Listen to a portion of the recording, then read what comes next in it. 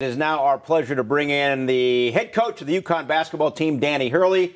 Danny, thanks so much for your time. We know you played against John Wallace in AAU, and any truth or rumor that he never played any defense and all he did was shoot? I remember Mickey Walker. Mick Walker. I remember Mickey getting on him a little bit about playing at one end a little bit too much, but and then Coach Boeheim, I think, had some of the same sentiment. But John, I remember playing against John the first time, and that guy was like literally one of the best players in the country in my class, and it's big time. He's a big time player. Danny, I want to ask you about your program. 1 year in for you at UConn. How'd the first year go for you, and what are you looking forward to next year and the years to come?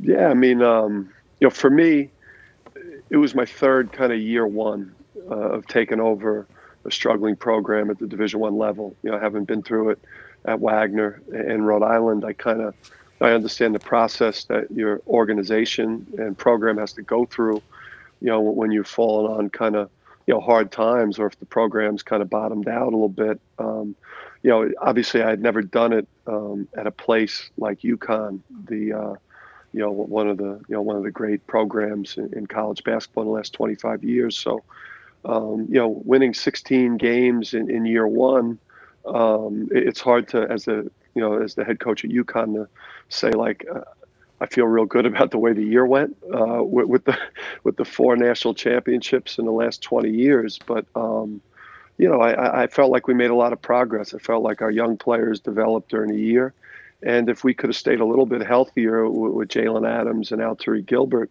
that we probably could have won 3 or 4 more games and possibly been an NIT type team. But we didn't have the depth to overcome some of the injuries that hit us. But our future's bright. We got some young players that really developed, and we got I think a great recruiting class coming in that's going to really allow us to continue to climb. Coach, you mentioned that recruiting class, some guards in that class. What is going to be sort of the signature of UConn Husky basketball moving forward under your lead? Yeah, well, for me, my teams and programs have thrived, with great guard play. The success I had at Wagner, the quick turnaround there from a 5-win team to a 25-win team 2 years later was fueled by great guard play. At Rhode Island the last couple of years when we were, had become a fixture in March, both in our conference and NCAA tournament, it was done, through great guard play, and we got some great ones that are coming in. In James Bouknight, Jalen Gaffney, R.J. Cole is a transfer.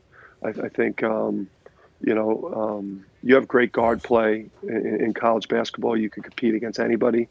I think it's a great system for guards, and that those guys have the type of talent that UConn is used to seeing at those positions.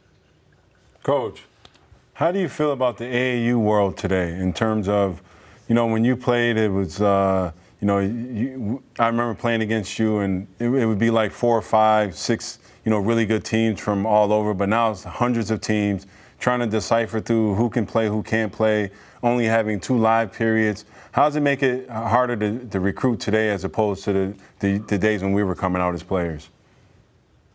Yeah, I think that's a great question, man. I think it's a lot harder to evaluate now because everything is so spread out. You have, the multiple sneaker companies.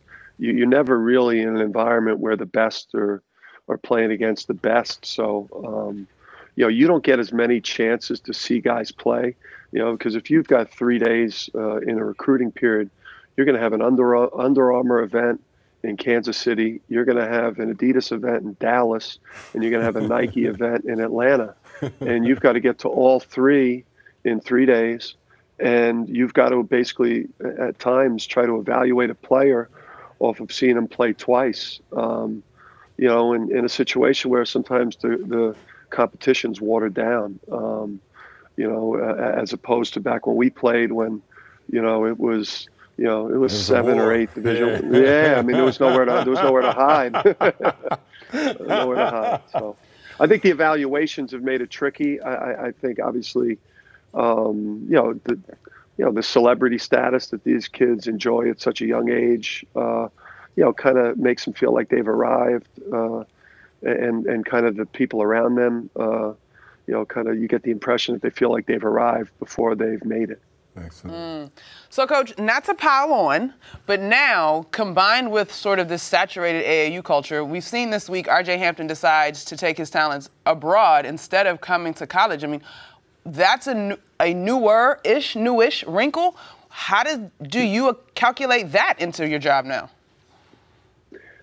Yeah, I think that, for me, in recruiting, I try to find, kids and inner circles that surround the kids that are as reasonable as possible, and try to get to know them, during the process, especially early on, and understand, kind of what the motivation is and how they see the process playing out. I think, the NCAA and basketball has got to continue to find ways to, to make the player experience in college, as easy on the player and as appealing as we possibly can. And whether that's by allowing, players, through their likeness, to be able to make extra money. I think we have to make it as appealing as we can. College is such a great opportunity for these kids to get off on their own, to continue to get their education, and to grow as people in a social environment where they have to make decisions and grow into mature people. I think the college model, we just got to continue to adapt, and advance with the times so that kids aren't leaving us to go and go and play overseas. I get, in a couple of years when they'll have the option to go right to the NBA, the way so many players have done it successfully.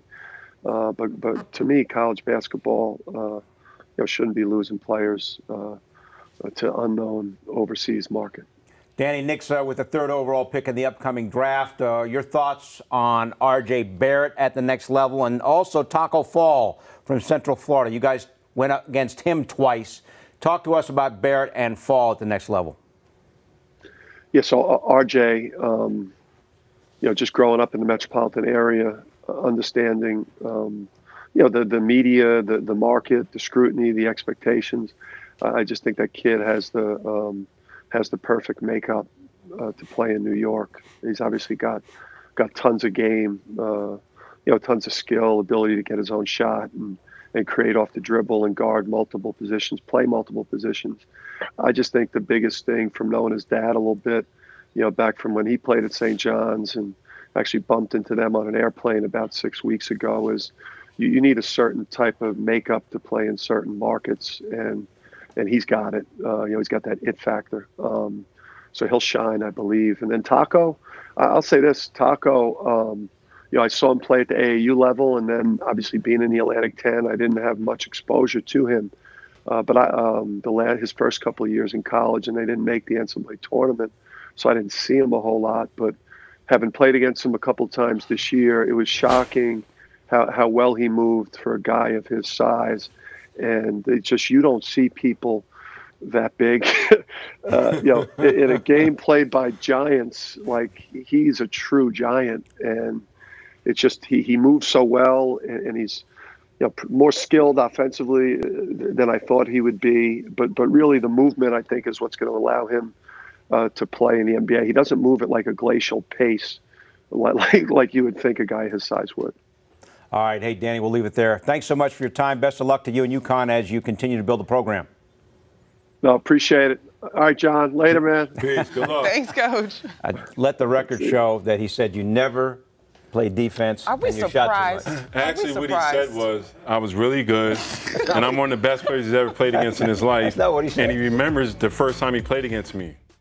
For more great videos from the MSG 150, check out right there. And remember, our show is on Monday through Thursday, 8 to 10:30 p.m. on MSG Network and MSG Go.